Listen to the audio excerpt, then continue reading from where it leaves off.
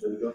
All right, so like we had a little technical difficulties, but all we were showing in Genesis 2 and Matthew 20 days, we were just establishing what a week is. And a week is 7 days, right? And after that seventh day, you go right back to day one. Right? Remember that when we get further down to this lesson, when we start talking about some of these things that people are doing to say what a week is and what day the Sabbath is. All right, so now let's go down to Leviticus 23.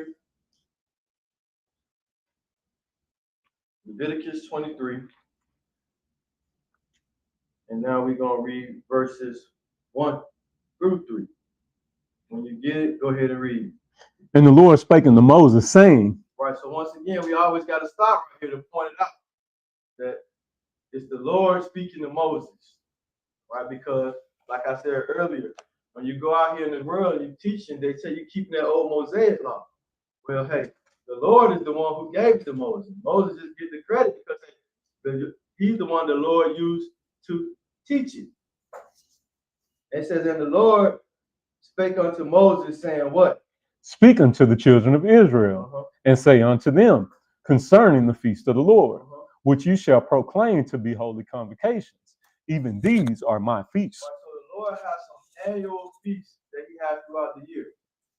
In our actuality, hey, we partaking in the Feast of Tabernacles right now. It's the 5th day of it. We right in the middle of it, but because the Sabbath day is on the 7th day of the week, right? We going right along with the scripture. We still having a holy convocation on this day because it's still the Sabbath day.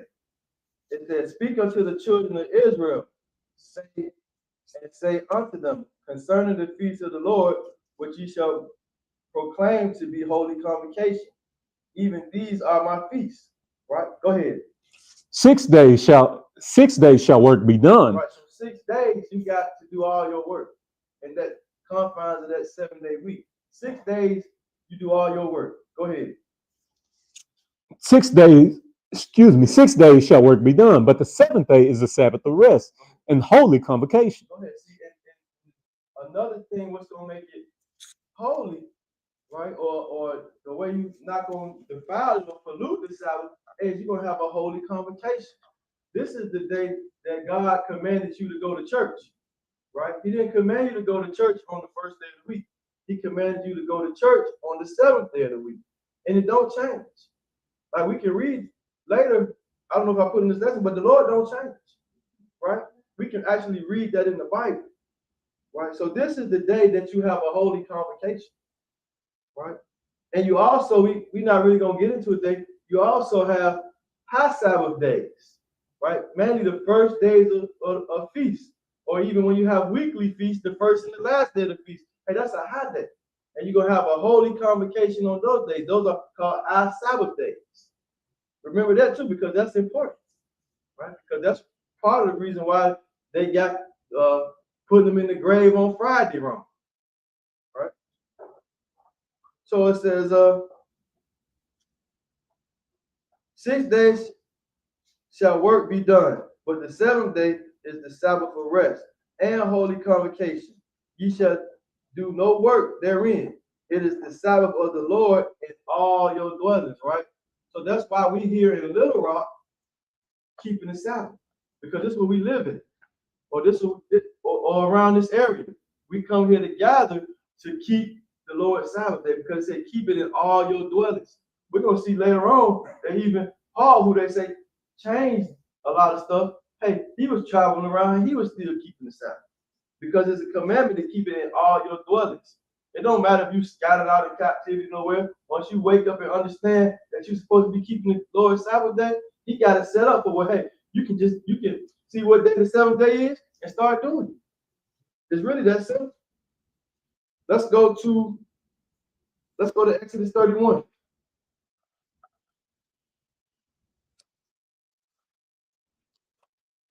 Go to Exodus 31. Because the Lord, he set this day apart. It's not like any other day. That's kind of like what we're looking at right now. This day is set apart. Go to verse 12, Exodus 31. and verse 12. We're going to see the same thing again. We're going to point it out again. Pick it up at verse 12, bro. And the Lord spake unto Moses, saying, right, you see that? Once again, the Lord spake unto Moses. See, the one thing I like about the Lord, when he wants you to understand something, he ain't real secretive about it. He's very redundant about it. He gonna say it over and over and over again. Well, he ain't gonna leave it up to you to mess it up. Just do what the book says, right? And the Lord spake unto Moses, saying, what, bro? Speak thou also unto the children of Israel, saying, Verily my Sabbaths ye shall keep, for it is a sign between me and you throughout your generations, that ye may know that I am the Lord that doth sanctify you. Right, see that says, speak thou also unto the children of Israel, right? Because everything goes through Israel. Israel is the priest nation. He give it to Israel so Israel can give it to the world, right? That's why we got so much confusion, even on what this day is now, because you got everybody trying to deal with this book and bypass Israel, right? But the Lord said he gave the oracles of God, meaning the understanding of this book to Israel. He said he don't know. He said, Israel have I known, right?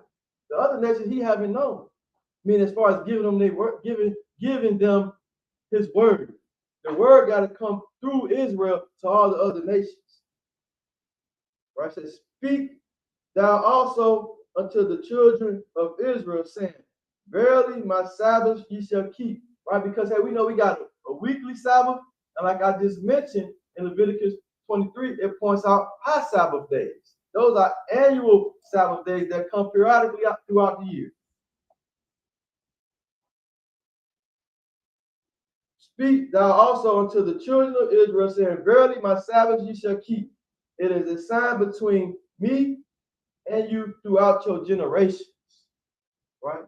So generations, so as long as there's an Israelite being born, we got generations popping off. Right? So this is going to be forever.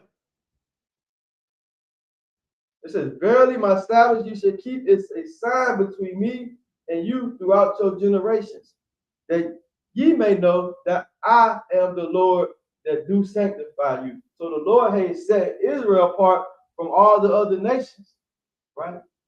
One of the ways he's doing it is by giving them this Sabbath day, right? You're not going to look like everybody else, right? Out here working themselves to death, right? I remember before I was keeping the Sabbath day, I had a job where we got paid 2 times a month, the 15th and the 30th, right? And you can work 13 days in a row, as many hours as you want to before they make you take a day off.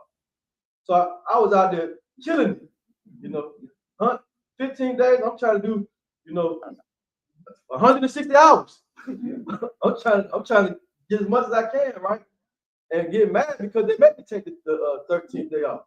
Because I would have ran right through that too, right? But see, the Lord knows that, hey, we need some rest because we'll work ourselves to death, right? And when you're doing that, when you got time to think about the Lord, right?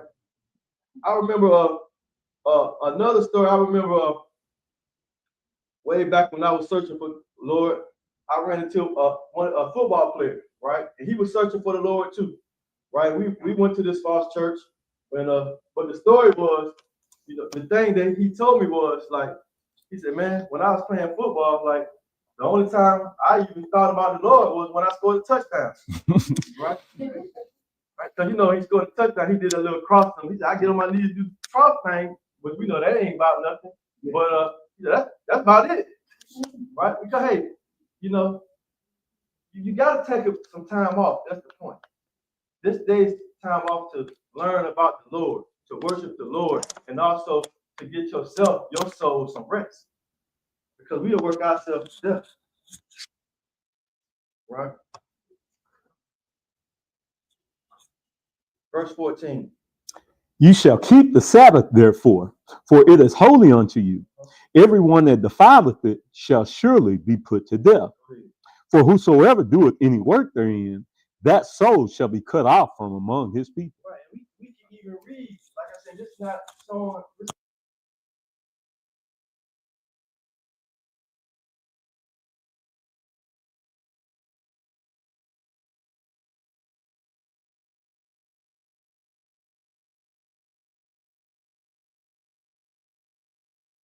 So we know that God, hey, he a righteous judge, right? So we need to remember that, or I wish the world would remember that, and us would remember that as we go out into the world, and the Lord actually kill somebody for working on this day.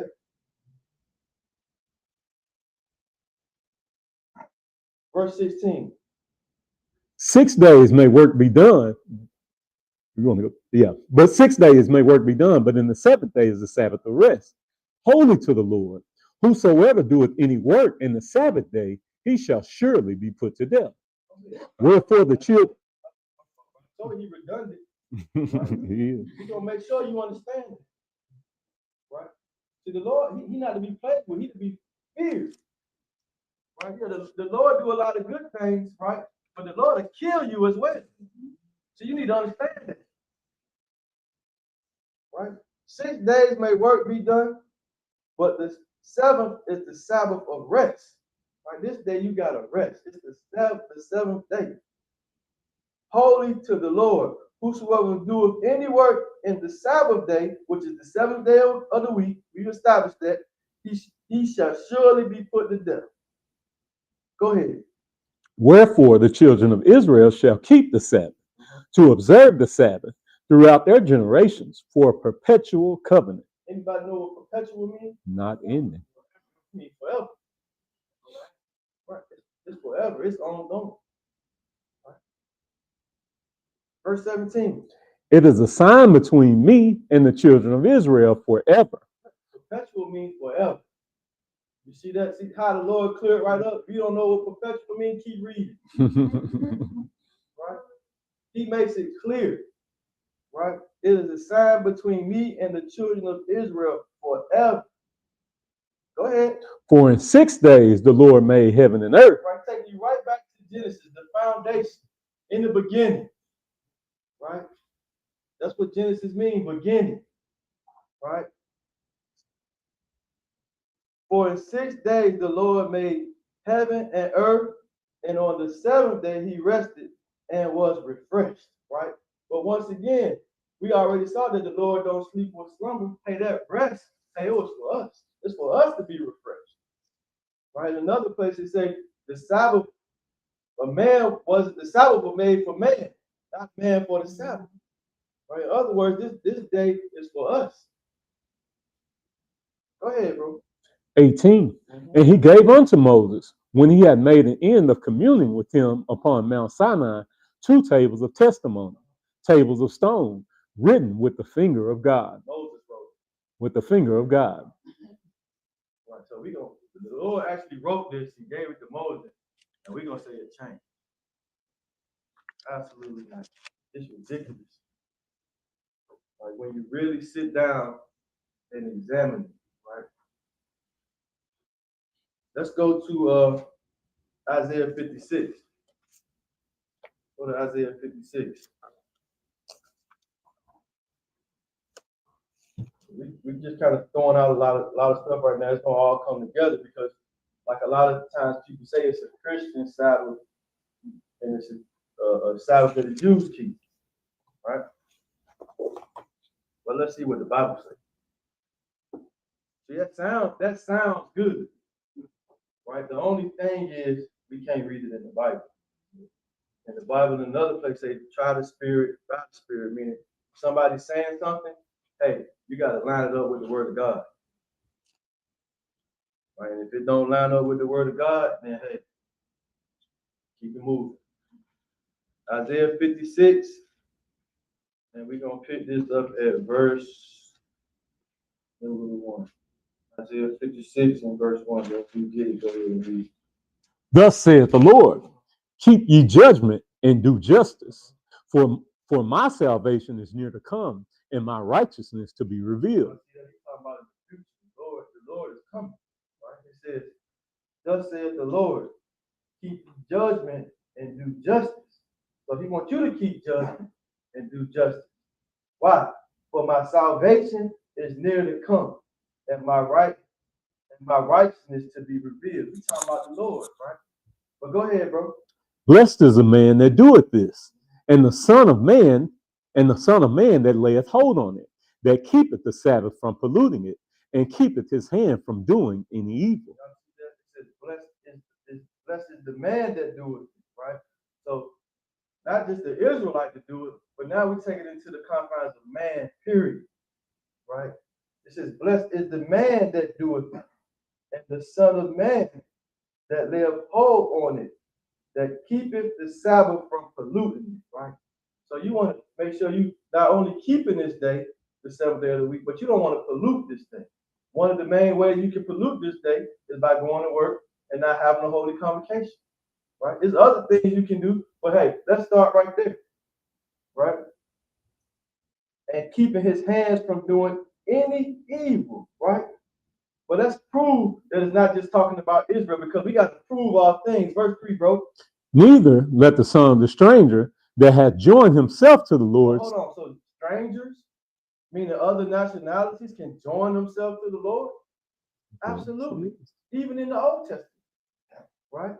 Neither let the son of the stranger that have joined himself to the Lord, right? Because all you got to do is hear the word of the Lord, right? And say, hey, yeah, that makes sense. I'm going to roll with Israel, right? Now you have joined yourself to the Lord.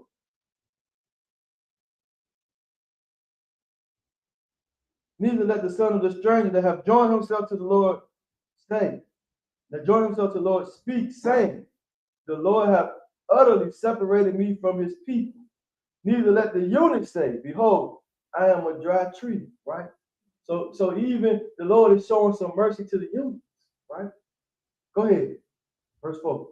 For thus saith the Lord unto the eunuchs that keep my Sabbath, and choose the things that please me, and take hold of my covenant.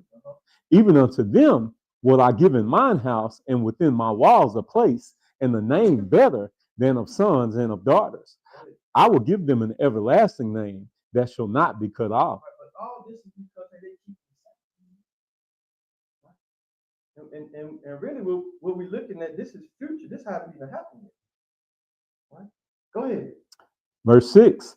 Also the sons of the stranger that join themselves to the Lord to serve him and to love the name of the Lord, to be his servants, everyone that keepeth the Sabbath from polluting it, and take hold of my covenant. I'm 7. Even them will I bring to my holy mountain and make them joyful in my house of prayer. This is future. Right? He says, even them will I bring to my holy mountain and make them joyful in my house of prayer. Go ahead. Their burnt offerings and their sacrifices shall be accepted upon mine altar. For mine house shall be called an house of prayer for all people. For Israel. For all people. All people is all people. Right? It's not just for the Jews, but it's for the Gentiles as well. Go ahead, bro. Verse 8. The Lord God, which gathereth the outcast of Israel, saith. Israel, though, because Israel at this time is scattered all over the world, even today, right? But the Lord got to come back and gather us, right?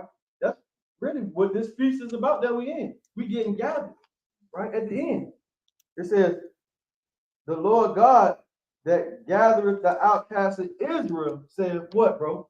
Yet will I gather others to him. Right, so it's gonna be some others too. Right? Some lost Israelites? Nah, bro. Nah, some other people, bro, the strangers, right?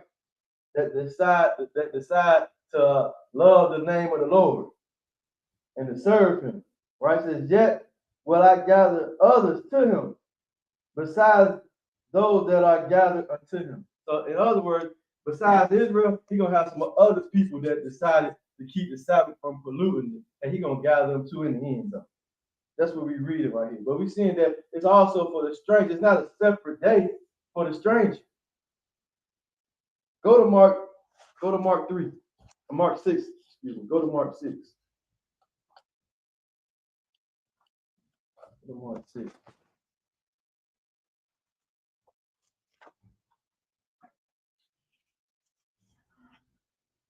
Go to Mark 6. So we're gonna see that even Jesus was teaching this day. Mark 6. And we're going to pick it up at verse 1, bro. Mark 6 and verse 1. And he went out from thence and came into his own country. Right, because the Lord, when he was traveling around, he was doing miracles, right? So he came out of one country where obviously it was heard that he was doing all these miracles, right? And it says, that's even like in chapter 5 is one of the places where he cast the demons out of the pigs, the legion of pigs. That happened in chapter 5. So he came out of that country, right? That's why I said, and he went out from thence and came into his own country, and his disciples followed him. Go ahead. And when the Sabbath day was come, Hold on, the what? And when the Sabbath day was come, Sabbath day, right? So we see even in the New Testament that there's still something called a Sabbath day, and Jesus was following it, right? It said, and when the Sabbath day was come, what did he do? he began to teach in the synagogue. Because on this day you also got to have a holy convocation. Right? So he began to teach in the synagogue. Go ahead. And many hearing him were astonished, saying, from whence hath this man these things?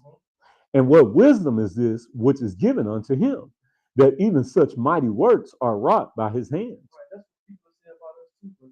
They hear this us talking about the Bible and how you got to keep the commandments and all this stuff like that. They're like, who are you? Right? But hey, it should be expected because we see they saying it about the master. Right? Read verse 3 because now, just like they did Jesus, this is how they do us. They try to belittle you as well. Right? Go ahead. Is not this the carpenter? Oh, who do you think he is? This is the carpenter. Right? So learning something on the way to learning something, we see Jesus have a job. Well, he was a carpenter. Go ahead. Is not this the carpenter, the son of Mary, the brother of James and Joseph and of Judah and Simon? And are not his sisters here with us? And they were offended at him. Why you see that? He preaching the word of God. He is God. He teaching in the synagogue. Right? He doing all these miracles. And they offended at him. Right? So you should expect nothing less. They come with the territory. Right? But also look at that. It says, is not this the carpenter, the son of Mary? Right? Let's see, did Mary continue being a virgin? Right? The son of Mary, the brother of James, the brother of Joseph, and Judah, and Simon. And are not his sisters here with us? Right? So you see, Jesus had brothers and sisters.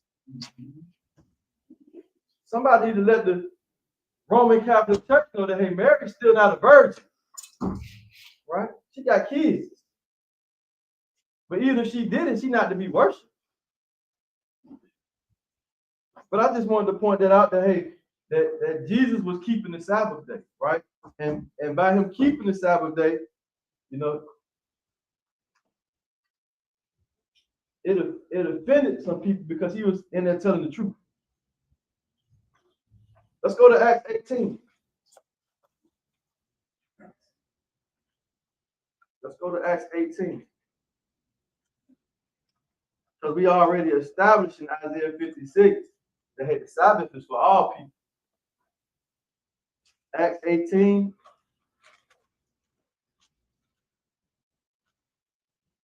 And you know what they'll say to you, so be ready. You know, well, yeah, Jesus did have to keep the Sabbath, but when he died, you know, that's when it went away. Right? So you got to be ready for that as well. So I'm about to load you up right here. Yeah, right? Act 18, and pick it up at verse 1, bro. After these things, Paul departed from Athens and came to Corinth. So y'all see that Paul is also traveling around, right? Right? He's the apostle to the Gentiles, right? And after these things, Paul departed from Athens, talking about Greece, and came to Corinth, right? And this is why we have the first book and the second book to the Corinthians. They come from Corinth. See, Paul traveled to all these places preaching to these people before he wrote them a letter.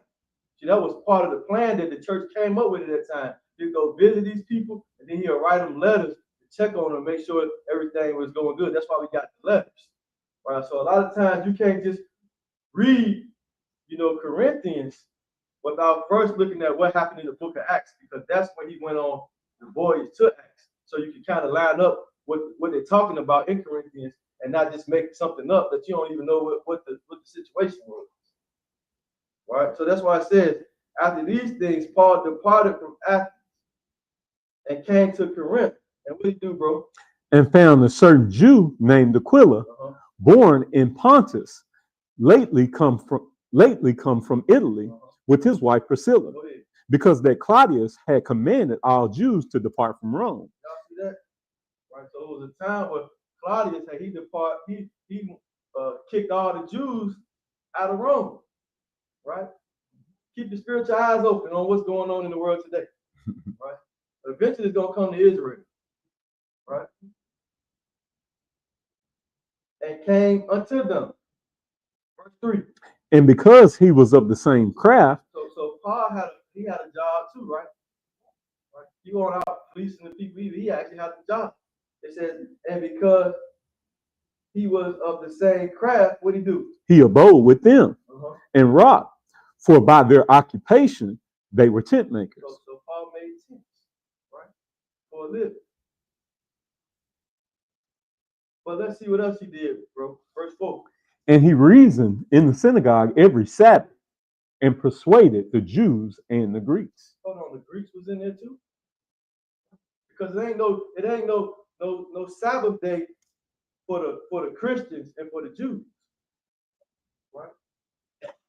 It says he reasoned in the synagogue every Sabbath and persuaded the Jews and the Greeks.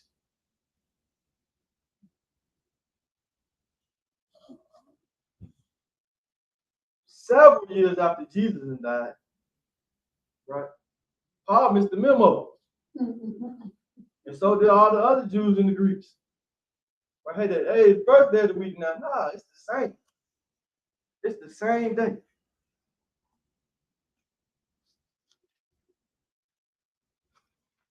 It wasn't until some 200 some years later, I think around 321 AD is when Constantine put the switch in. Right? We're not really going to read nothing about that today, but you can look it up. Right? Some 300 some years after, 200 some 50 some years after Jesus died, that's when the switch kind of came in. Right? And the Roman Catholic Church, hey, they put the stamp of approval on it. And that's why the world today is keeping the first day of the week as the Sabbath.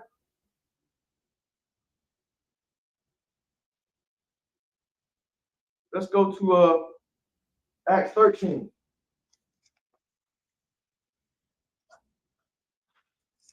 Acts 13. We in the New Testament, right? People say, show me the Sabbath in the New Testament, right? But you ain't really got to,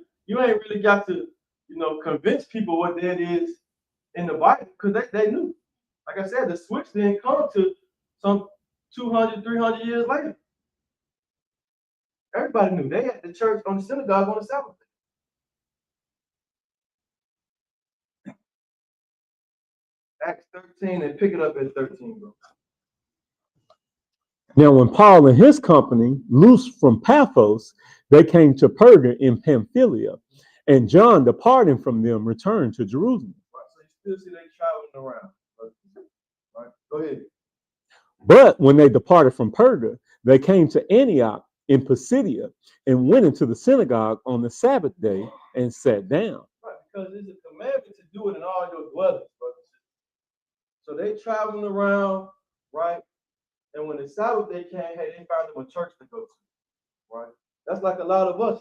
Like we'll be traveling around, or if we take vacation and stuff, hey, we make sure, hey, we got somewhere we can go to fellowship on that day with like-minded individuals. Go ahead. 15. And after the reading of the law and the prophets. So they was doing some what? After the reading of the law and the prophets. So they read the Old Testament. Yes, sir. In the New Testament. You know why? Only thing they had. The only thing they had. Absolutely right. Right? Because you can preach Jesus from the Old Testament. Right? He say search the scriptures. They testify him. He ain't talking about the New Testament. He's talking about the Old Testament. Right? Go ahead. And after the reading of the law and the prophets, the rulers of the synagogue sent unto them, saying, Ye men and brethren, if ye have any word of exhortation for the people, say on. Then Paul stood up and beckoning with his hand said, Men of Israel. Men of Israel. Pay attention, you all in the church.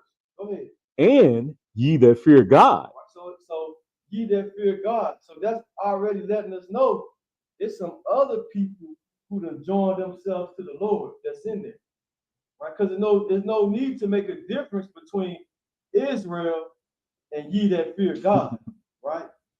Go ahead. Give audience. Give audience. Right? But we're going to prove that this is some other people. Jump down to verse 42. Right? So he ended up preaching about Jesus, right? Mm-hmm. And now let's jump down to verse 42. Y'all can read all that on your own. And when the Jews were gone out of the synagogue, the Gentiles besought that these words might be preached to them the next Sabbath. Y'all see that? The ones that fear God, hey, that's talking about the Gentiles. It says when the Jews were gone out of the synagogue, the Gentiles besought that these words might preach to them the next Sunday. The next Sabbath. The next Sabbath, right? Because it comes right back around every 7 days. It's Sabbath. Go ahead, bro. 43. Mm-hmm. Now, when the congregation was broken up, many of the Jews and religious proselytes followed Paul and Barnabas, who, speaking to them, persuaded them to continue in the grace of God. And the next Sabbath day came almost the whole city together to hear the word of God. They didn't come on one come on the seventh day and one come on the first day. It says, and the next Sabbath day came almost the whole city together, right? Because that's how it should be today. The whole city should be in here. Right? Right? We should have all these conference rooms wide open. The whole city's supposed to be in here. Jew or Gentile. To hear the word of God, right? And see, that's what we're doing today. We're hearing the word of God, right? Right? We're reading the book.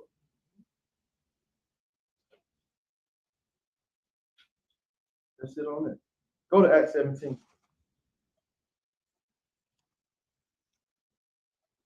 Uh-oh. Yeah, 16. You meant 17. Yeah, go to 16. I got that wrong. I'm going to go to 17 later. Yeah. 16. Yeah, we're right there. Go to Acts 16. Go to Acts 16. Because it don't matter if you got a synagogue or not. You still got to honor this thing. Go to Acts 16 and pick it up at verse 12. When you get it, go ahead and read. And from thence to Philippi. Right, so Philippi is where you get the Philippians from, right? So that's why you got a letter to the Philippians, right? See, like I said, Paul traveled to all these places that he wrote letters to. That's why we teach here that, hey, before you run to Paul, hey, you got to get some understanding on the book of Acts, because it all went down in Acts, right? And from thence to Philippi, which is what? Which is the chief city of that part of Macedonia, and a colony. And we were in that city abiding certain days. And on the Sabbath, we went, and on the Sabbath. So they're in this city a certain days, but they still keep it in mind that, hey, it's a Sabbath day. That's why it says, and on the Sabbath day, we did what? We went out of the city by a riverside where prayer was wont to be made. And we sat down, and spake unto the women which resorted thither. Right. So obviously there was no temple to go to in this place, so they went out to the riverside, right, and prayed over people. Go ahead. 14. And a certain woman named Lydia, a seller of purple of the city of Thyatira, which worshiped God, heard us, whose heart the Lord opened. Y'all see that? So she ain't even with them at this time. She heard them out there, right? See, the Lord, he draw you in, right? But you got to hear the word. That's how we know. It said, heard us, whose heart the Lord opened. And that's how it is. The Lord, He the one who opened your heart, brothers and sisters. I know like a lot of times we be wanting our people to get it so bad, right? But it takes a level of humility, right? So the Lord can open your heart and draw you in, right? So you're the best example, right? Because they're always going to be watching you. Trust and believe that. Right, but this woman, the Lord's heart open. Go ahead. Whose heart the Lord opened, that she attended unto the things which were spoken of Paul. Right, so she heard what Paul was saying, and she paid attention to that. And then what happened, bro? And when she was baptized, she was what? When she was baptized, right? Because that's what you do once you hear the word. You got to make a commitment. You got to come into the covenant, right? She got baptized. Go ahead. In her household, she besought us, saying, if ye have judged me to be faithful to the Lord, come into my house and abide there. And she constrained us. Right. So they went to her house. Right. But the point that I just want to keep reading it to show that hey, when she heard the Lord on the Sabbath day, she ended up getting baptized. Right. So that's another lesson, but because people say you don't gotta get physically baptized. What you get baptized with is the word. The washing of your mind with the word. But yeah, you do. But you also gotta the physical thing you gotta do is to get physically baptized. That's another subject. Let's go to Acts 20. Let's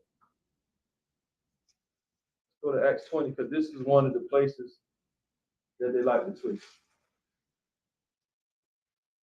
So we've seen so far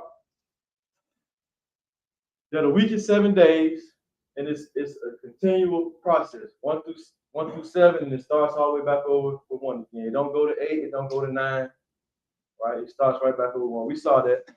We saw that it's a set apart day. The Lord set this day, and He hallowed this day, making it holy from all the other days of the week. We saw that. We also saw that the Jews and the Gentiles keeping this day the same, and they're also gonna keep it in the future the same. We saw that in Isaiah 56. All right. So now let's go look at some of the things that's twisted. Let's go to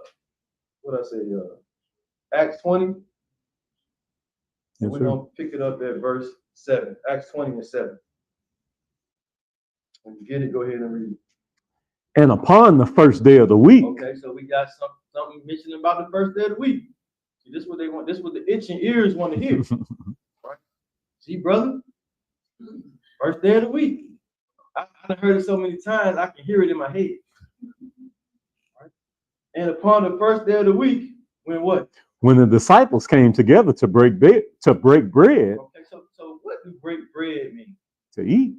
Eat. I like to think that the Lord bless us that we break bread every day. All right? And if we don't, there's a problem. Right? Unless it's on the day of atonement. Right. Right? It says, upon the first day of the week, when the disciples came together to break bread, what Paul do? Excuse me. Paul preached unto them. Oh, see? Paul preaching on the first day of the week. Right? I don't know about y'all, but when some of the brothers in Atlanta get together, like we got together not too long ago for a brother's birthday at his house. A whole bunch of us, right? Breaking bread, eating. Just what happened. Somebody started preaching. Right? And brothers was at other tables, right, trying not to hear, right, because they had their head on. Because we know that, hey, when preaching go on, you got to take your head off. Eventually, brothers start taking their head off. See, this is not uncommon, right? When we get together, that, hey, the word gonna come up. We Israel. We people of God. The word gonna come up. And somebody gonna start preaching. And this was on the first day of the week that this happened too. Because we keep the Sabbath, right? Most of the times we get together for birthdays, even if our birthday is on a Friday, and we'll wait till Sunday to celebrate. Right? Because hey, we know that it's gonna be pushing trying to get over with by Friday sundown. Right? That's when we get together and start drinking. Like, nah, so because we fear God, hey, we gonna celebrate. We acknowledge it on that day, but hey, if it's gonna be a party or something, hey, it's gonna be on Sunday, right? But let's keep reading this though, right? So it says in the middle, Paul preached unto them, ready to depart on the morrow, and continued his speech until midnight, right? So this lets you know that according to the Bible, even in the morning, make a day. He's going all the way to Tuesday. Monday, right? He preached until midnight. See, you got to break it down to make it make sense, right? It says Paul preached unto them, ready to depart on the morrow, right? It's no different than like if Brother Elijah was here, right? And he tell us, hey, I'm getting ready to go over to Africa, do over there what I did over here. We ain't finna see him for a while, right? Everybody gonna get together, right? And break bread, and more than likely he gonna be preaching a long time. Because we know we're not getting ready to see him no more. It's the same thing right here. They know they're not getting ready to see Paul for a while. Right? It's no different than how some of us now, we get on Zoom calls, right? You got brothers all over everywhere. We do it on a Sunday. Do that change it? Saturday to Sunday because we on a Zoom call in the book. It's no different. Right? You can't use this to justify that now because they broke bread and Paul preached that now the Sabbath day is Sunday, which we see he went all the way into Tuesday. Monday. I don't know why I keep saying Tuesday. He went all the way into Monday, right? But see, they so busy ready to scratch their itching ears with that, and a false preacher make them believe that only reading this one verse. See, you got to try the spirit by the spirit. Like I can't say that enough. And then you got to go back and study yourself. You got to read the whole thing, right? Let's go to verse 6. Go ahead, bro. And we sailed away from Philippi. So they left the Philippians, right? Go ahead. After the days of unleavened bread. After what? After the days of unleavened bread. So you mean Paul is still observing unleavened bread? What, the Sabbath day is Sunday now? Make it make sense, Israel. You can't. You can't. So he observing unleavened bread, right? Right. The thing I like to say to people is, why you ain't observing? Even if you saying Sunday is the first day of the week, why you ain't observing? Paul doing it, right? Go ahead. And came unto them to Troas in 5 days. See, like the fear of the Lord is the beginning of wisdom, right? But your understanding comes from keeping the commandments. Right? So if you're not keeping the commandments and you reading this, that's why the book closed to you. It don't make no sense. Brothers and sisters, I can tell you before I came into the word, I was reading this Bible off and on all the time. And nothing made sense. Right? And when I say nothing, I pretty much mean nothing. Right? I got a supervisor in my job, right? So we was in the office and the Bible came up, right? And the cut to the chase, in a roundabout way, the dietary law came up, right?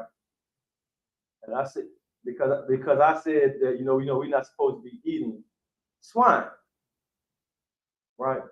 So thank the Lord that the supervisor said, show it to me, right?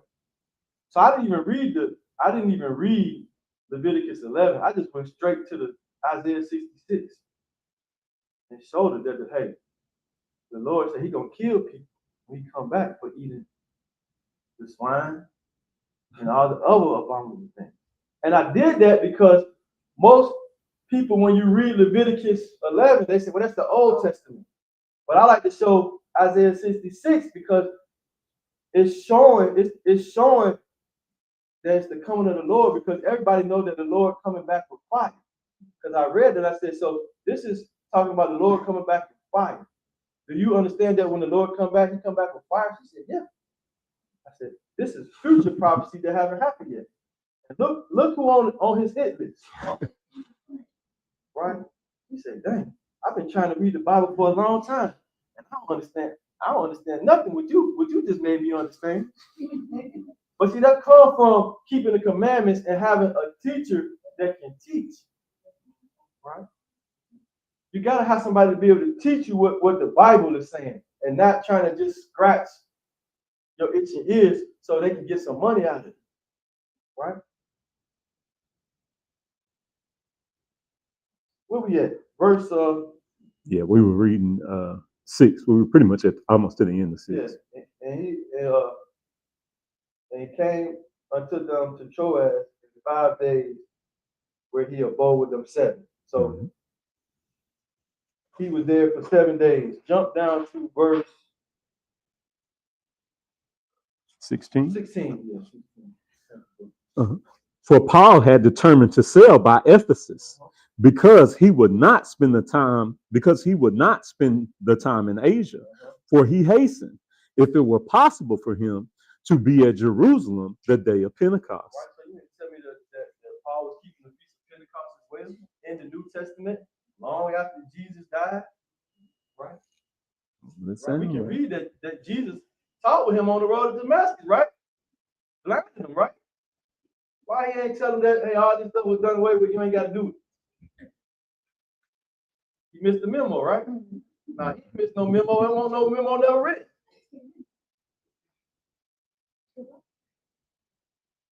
So see, we reading in context now. Let's go to Matthew 28. So we read that to show that, hey, this no way in how makes sense to say that, because they broke bread on the first day of the week, that this is now, and Paul preached that this is the Sabbath day. Makes no sense. Now let's go back to Matthew 28. Go back to Matthew 28.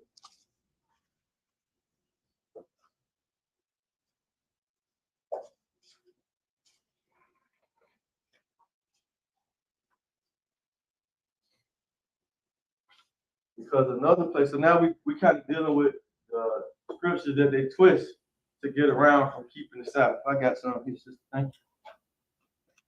Looking at some of the scriptures that they twist to get around from keeping the Sabbath. So let's go to Matthew 28. Let's pick it up at verse 1.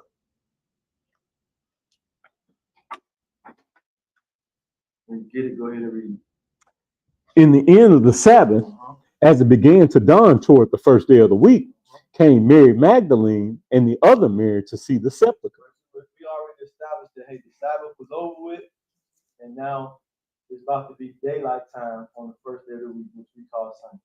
Go ahead. And behold, there was a great earthquake, for the angel of the Lord descended from heaven and came and rolled back the stone from the door. Right. But you remember when they came and put the stone on, they put some great stones because they didn't want people to come back and say that, hey, his disciples came and took them out, right? And now basically his legend gonna be bigger than ever before, right? So they had put some stones where obviously a man couldn't do it by himself. So that's why this angel came and did it. Go ahead. and rolled back the stone from the door and sat upon it. His countenance was like lightning, and his raiment white as snow. Go ahead. And for fear of him, the keepers did shake and became as dead men. Right. God until they was scared to death. Right. Basically, what I'm saying. Go ahead. Verse 5. And the angel answered and said unto the women, fear not ye, for I know that ye seek Jesus, which was crucified. He is not here. What? He is not here. So early in the morning, right? Right before we got sunset, they there, right? He ain't there. Right? So we can't have no sunrise service, right? Because as the sun was rising, he ain't there. He already gone. Right? But this is one of the scriptures that they usually say Jesus rose on the first day of the week. But we see that when Mary got there on the first day of the week, he's already gone. Right? And this is the angel saying this, saying, he is not here, for he is risen. Not he rising, he risen. Meaning that he already gone. Go ahead. For he is risen, as he said. Come, see the place where the Lord lay. Right. As he said, because he already told them that, hey, in 3 days, he was going to be in the heart of the earth for 3 days and 3 nights. Right? As he said, come, see the place where he lay, where the Lord lay. Go ahead. Is that it? That was it. Verse 6. Unless you want to keep going. That's it. Right. So let's go to John 19. Because the Lord said he was going to be in the ground 3 days and 3 nights. Did you want this Matthew 12?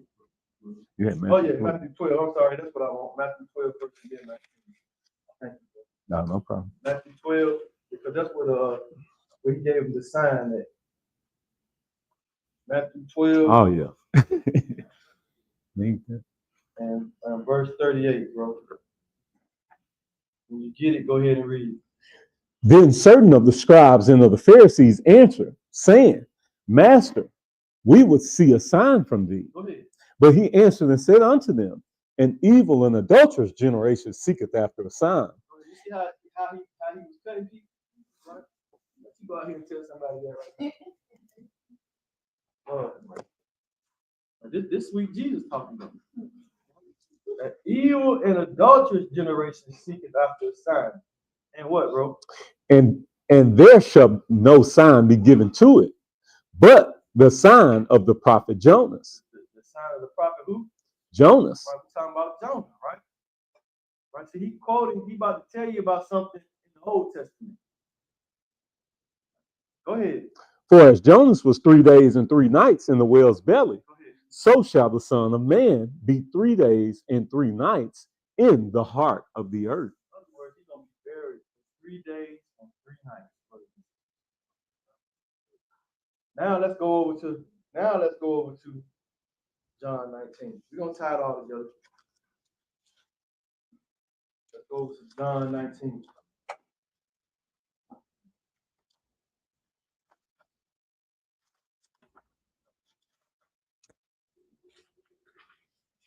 Because what they'll tell you is that Jesus went in the grave Friday evening.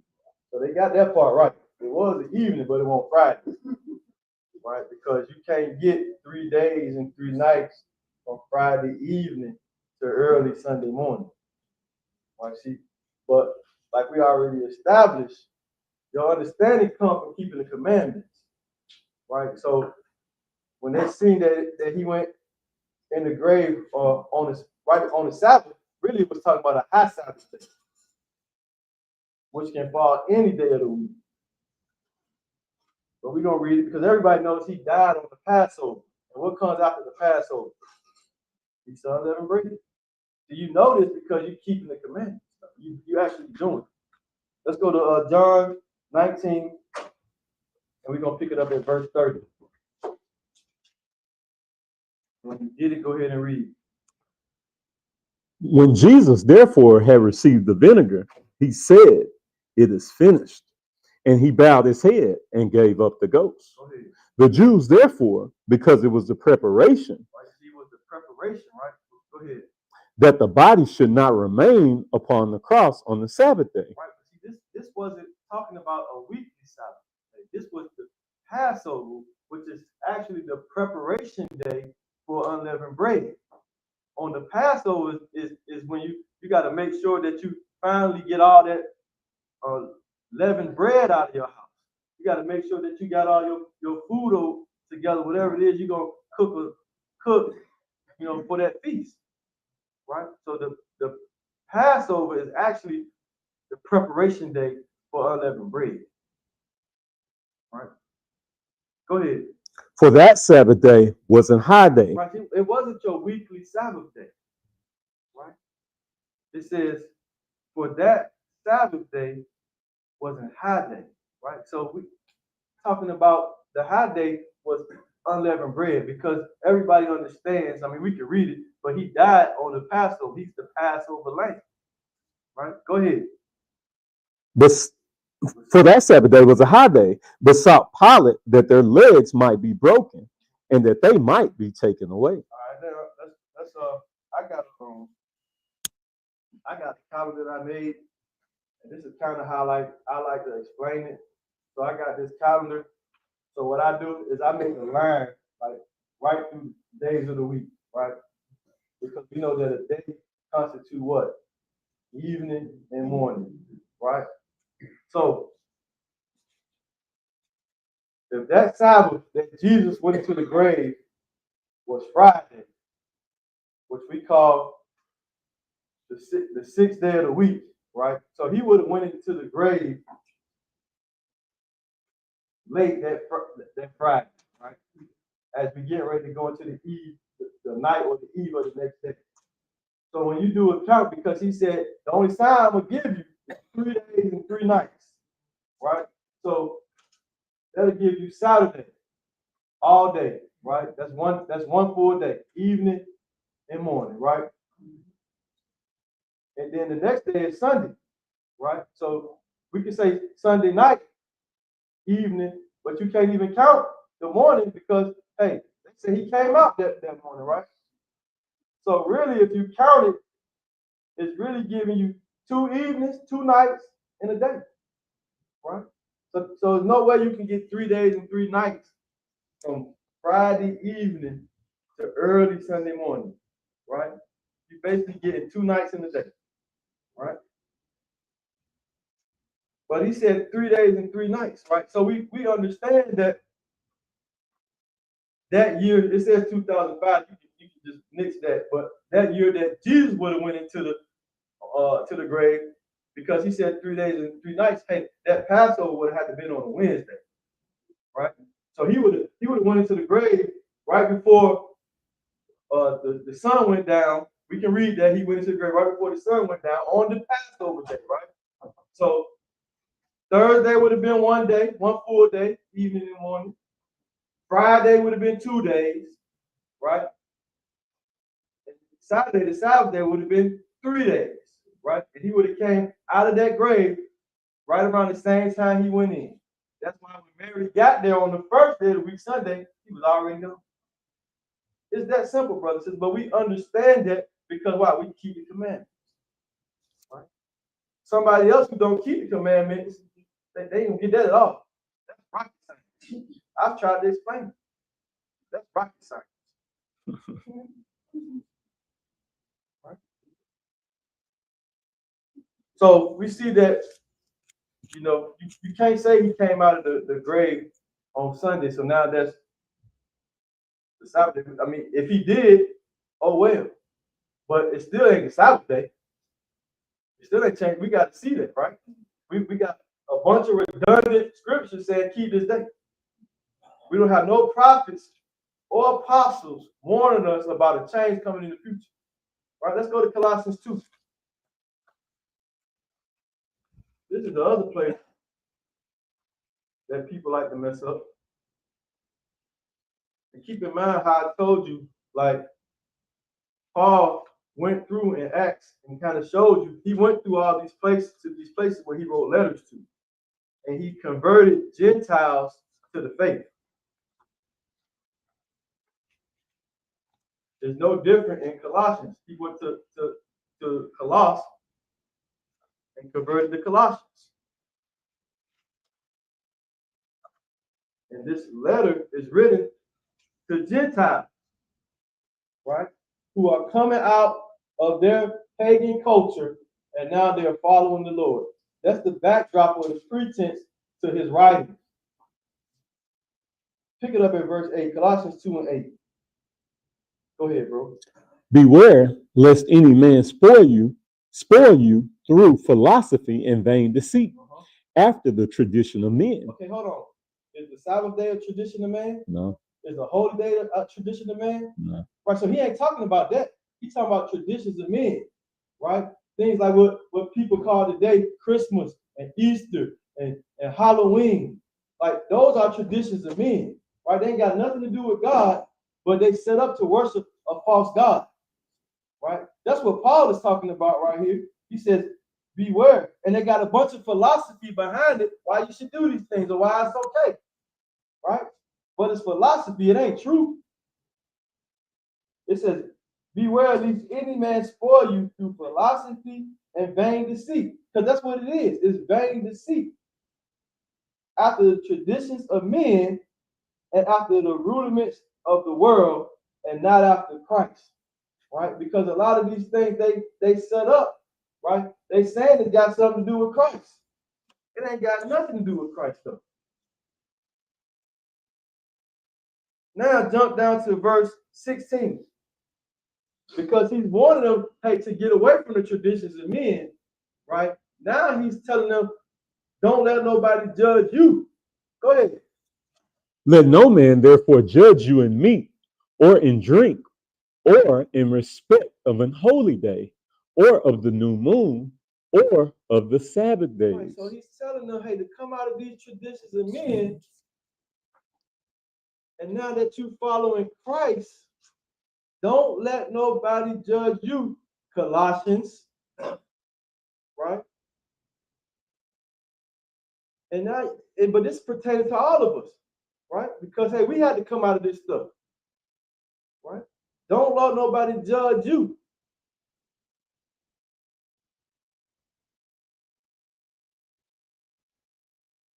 In meat or in drink, right? Like I mentioned, hey, we got a dietary law that we follow now, right? We know there's nothing wrong with drinking, but we're not gonna go overboard with it, right? It says, let no man therefore judge you in meat or in drink or in respect of an holy day. Because, hey, you've replaced those traditions of man holidays with God's holy days. And see what people do, right? Because I saw it not too long ago. They'll just read verse 16.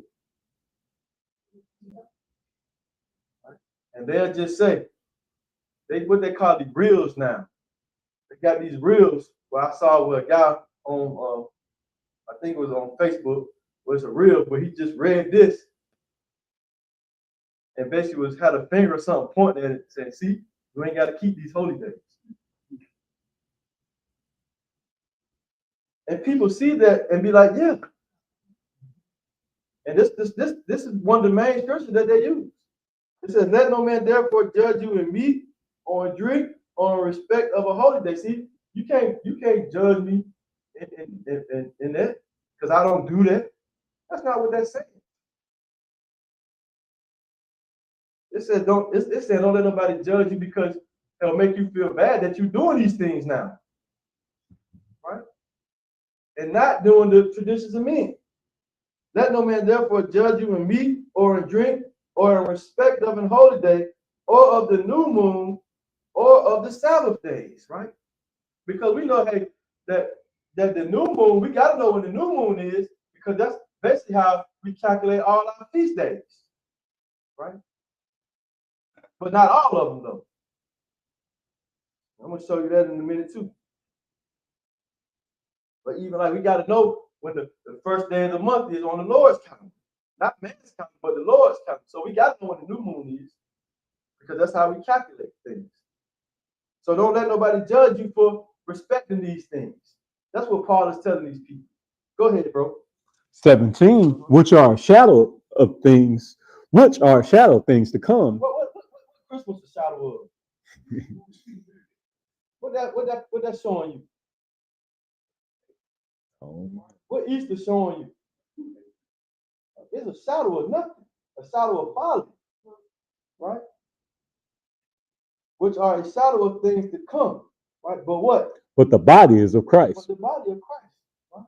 Because hey, it's all representing Christ in one way or another. Now let's go to Deuteronomy 16. Because this is another prevalent false doctrine that's come up over the years. Like I said, I've been in the word almost 10 years now, and now I'm starting to even see people doing it. It's so prevalent now that, and most of the time, like, and it's sad because like we don't teach against like wearing fringes or anything. We just, you want to wear them with understanding when if you're wearing them, right? And one of the things that I noticed that a lot of times, like when I encounter people who wearing fringes, right, and start talking to them lately, they on this moon doctrine, right? But the fringes is for you to remember the commandments of the Lord, right? So I be kind of weary now approaching people because like you don't know what's coming out of people's mouth now, right? So we're gonna look at this right here because there's also a doctrine saying that hey, you got to keep the Sabbath according to the moon, right? So we're gonna look at that real quick. Let's go to Deuteronomy. Well, before we even read it, I'll try to explain it to you the best I can. So, and please excuse me if I mess it up, but what I'm not gonna mess up is what they do is they don't count days to get their Sabbath, right? So what they do is when the new moon comes, so the new moon is when you can't see nothing in the moon. It might be a little sliver of light there, but you can't see it with your eye, right? They don't count that day. They call that the eve of the new moon, right? And then the next day when you can actually see some light, which is the first day, they call that a holy day, and you don't count that day neither as far as your weeks. They count it as a day, but not it's a holy day. So the next day on the second, it's gonna always start their week, no matter what. And then it's gonna go 7 days. So then your Sabbath is gonna be on the 8th, the 15th, the 22th, and 29th. Because the moon basically got a 30-day cycle that they do. So in order for them to keep everything lined up, they don't count 2 days a month in their calendar, basically. Right? Which don't make no sense. But I've seen some people teaching in it. It can make it sound good. They got a few scriptures they twist as well. We're not really gonna deal with those because it don't make no sense. Because in order to get to the feast of Pentecost, we understand that hey, it's 7 Sabbaths or 49 days. So if you operate according to the moon and you're not counting days, how are you getting to Pentecost in 50 days? Because we know it's 7 Sabbaths plus a day. You can't do it if you're not counting days. So that's why that doctrine don't make no sense overall, right? You can't get to Pentecost, right? The Lord, like I say, he's redundant. He said 7 Sabbaths you got to complete, right? So if you're changing your weeks every month to around the moon, then you can't get 49 days or 50 days. 49 plus 1, 50. That's what Pentecost means, 50. So let's look at what he say about Pentecost real quick. Because this is what you got to understand when you encounter these type of people. Because, like I say, they can make it sound good, right? But you got to keep this in your head. Let's go to Deuteronomy 16.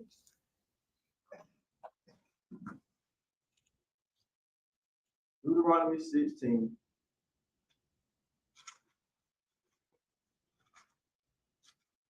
So yeah, so every month they throw away 2 days. You don't count those days. Can't read that in the Bible nowhere. Deuteronomy 16, and we're gonna pick this up at verse 8, bro. When you get it, go ahead and read it. 6 days thou shalt eat unleavened bread, and on the seventh day shall be a solemn assembly to the Lord thy God. Thou shalt do no work therein. 7 weeks shalt thou number unto thee. Begin to number the 7 weeks from such time as thou beginnest to put the sickle to the corn. Okay, so we know doing unleavened bread, we're gonna eat unleavened bread, right? So that's what verse 8. Then after you reap that harvest, you're gonna take that harvest to the priest, and you're gonna start counting your Sabbath tomorrow after the Sabbath. 7 Sabbaths gotta be 49 days. We're gonna read all that. It says, 7 weeks shalt thou number unto thee. Begin to number the 7 weeks from such a time as thou beginnest to put the sickle to the corn. Go ahead. 10, and thou shalt keep the feast of weeks unto the Lord thy God with the tribute of a freewill offering of thine hand, which thou shalt give unto the Lord thy God, according as the Lord thy God hath blessed thee. Okay, so you're gonna take this harvest you get, you're gonna take it, you're gonna bundle it up. We're gonna read that in Leviticus, and you're gonna take it to the priest, and then you're gonna start to count tomorrow after the Sabbath. Right? You got to be 7 Sabbaths. That's how we get our count to Pentecost. Right? These are basically the first of the first fruits. And we understand that that's pointing towards Jesus. He's the first of the first fruits. Let's go to Leviticus 23. Let's go to Leviticus 23.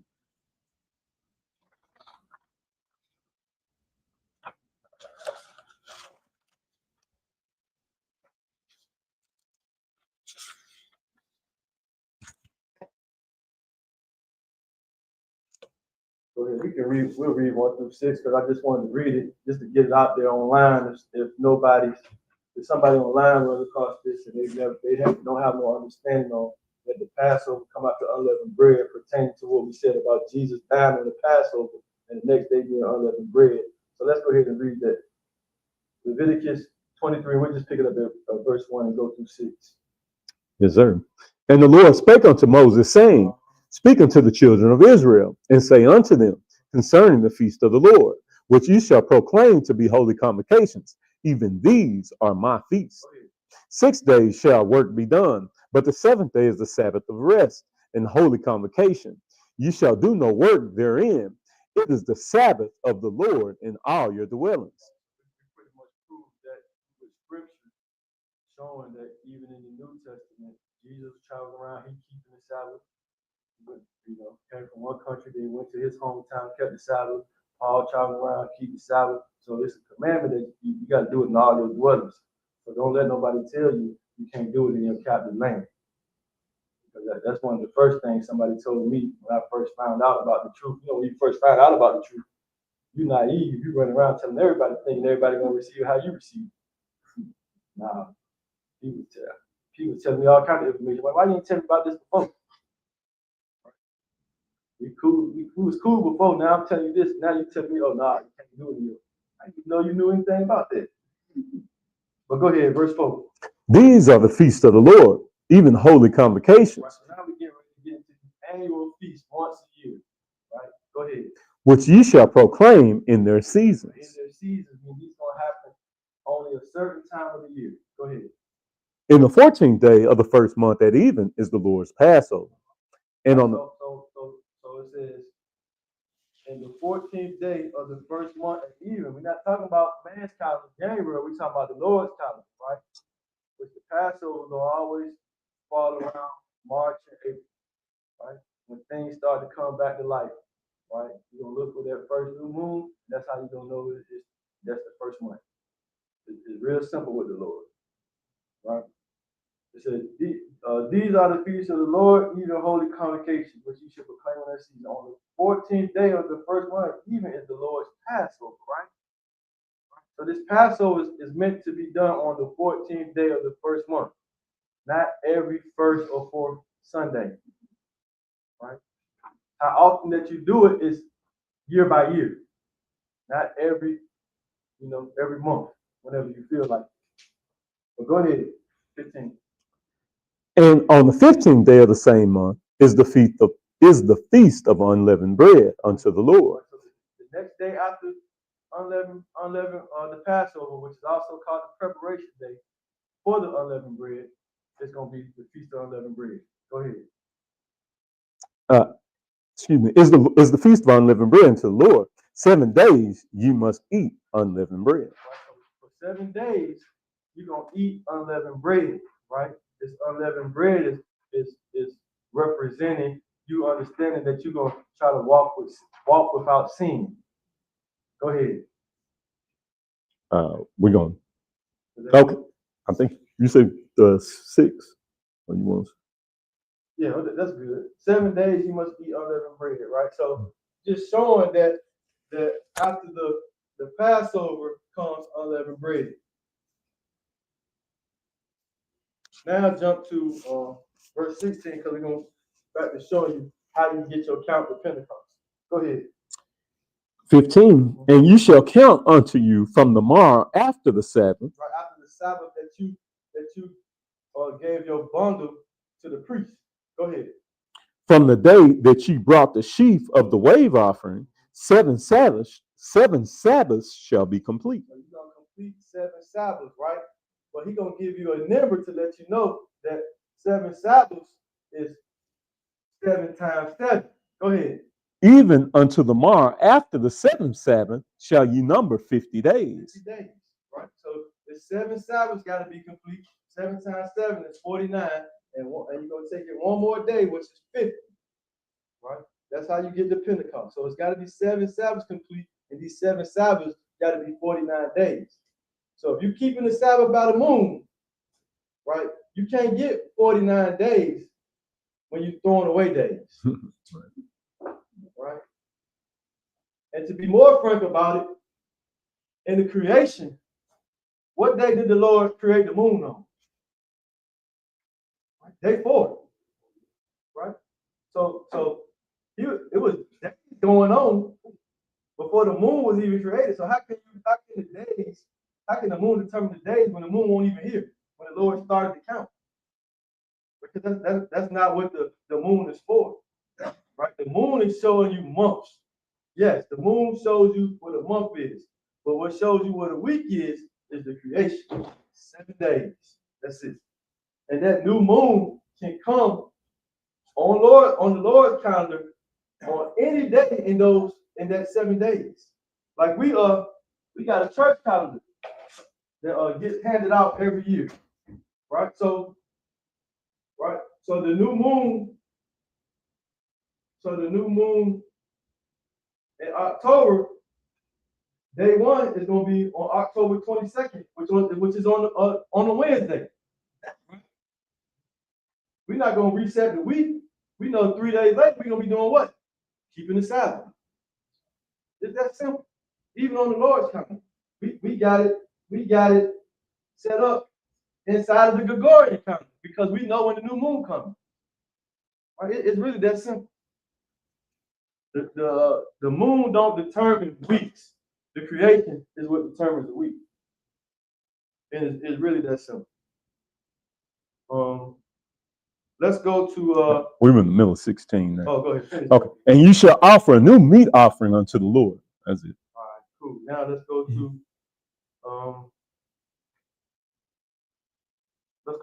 1 Corinthians 11. 1 Corinthians 11.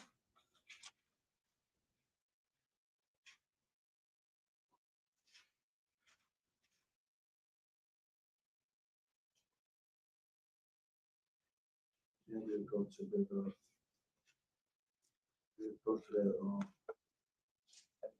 Act 17 after this. 1 Corinthians 11. 1 Corinthians 11, we're going to read one verse right there. When you get it, go ahead and read it. Be ye followers of me, even as I also am of Christ. See that? So Paul is letting you know, hey, Follow me because I'm following Christ.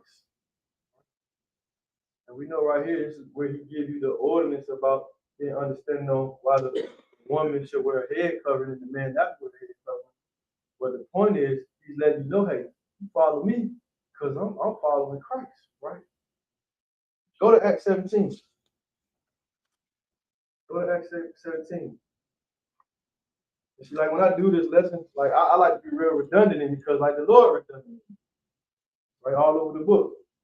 Pick it up at verse 2.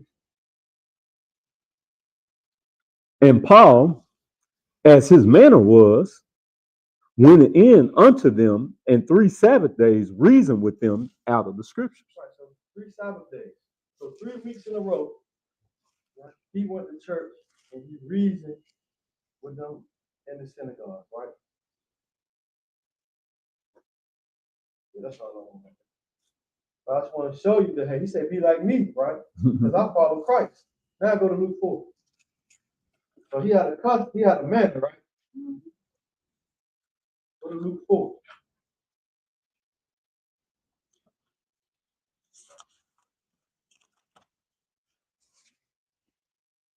What would Jesus do on the seventh day? He'd go to church.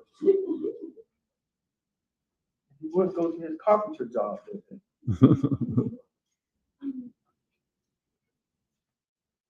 Verse 16, when you get it, go ahead and read it. And he came to Nazareth, where he had. This is the same scripture that we read earlier in Mark, but right here we read it in Luke.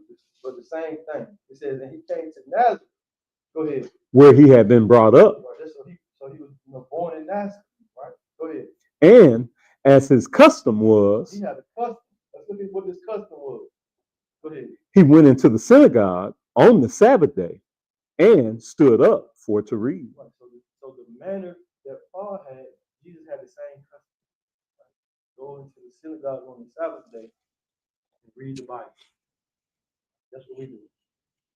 So we definitely in some good company. All right. Let's go to Psalms 102. I had threw this in here last night because I realized, well, I did have that one song that we read earlier, but I didn't put it in the lesson.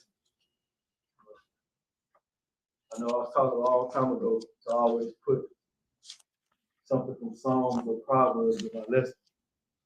I have searched this out right here. So just go right with the claim. Psalm 102. Psalm 102 and verse 25, bro. When you get it, go ahead and read it. Of old hast thou laid the foundation of the earth. Right, so we in the book of Psalms, right? So we know the Psalms is really, talking about Jesus for the most part, right? Because we know David ain't laid no foundation of the earth. It says of old.